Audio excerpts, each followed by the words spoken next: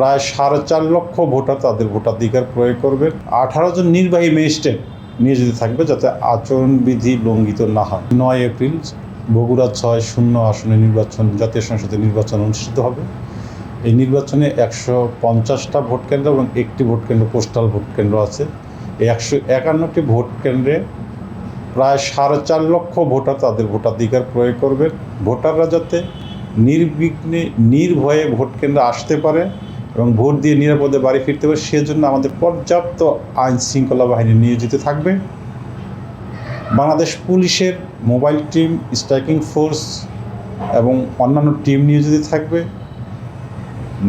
9 দুগুণে 18 জন নির্বাহী ম্যাজিস্ট্রেট নিয়োজিত থাকবে যাতে আচরণবিধি লঙ্ঘিত না হয়।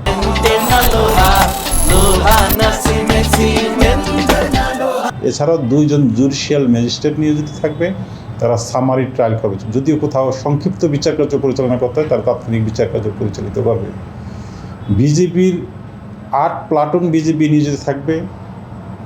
এছাড়াও সেনাবাহিনীর স্ট্রাইকিং ফোর্স নিয়োজিত থাকবে, আনসারের মোবাইল টিম এবং স্ট্রাইকিং ফোর্স নিয়োজিত থাকবে।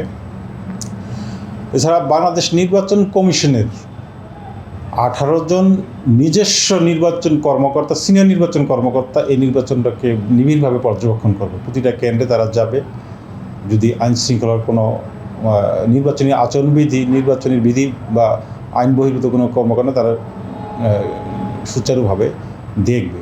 আশা করতেছি আগামী 9 এপ্রিল যে নির্বাচনটা অনুষ্ঠিত হবে সেই নির্বাচনটা সকলের সহযোগিতায় একটা ফ্রি, ফেয়ার, ক্রেডিবল নির্বাচন হবে ইনশাআল্লাহ।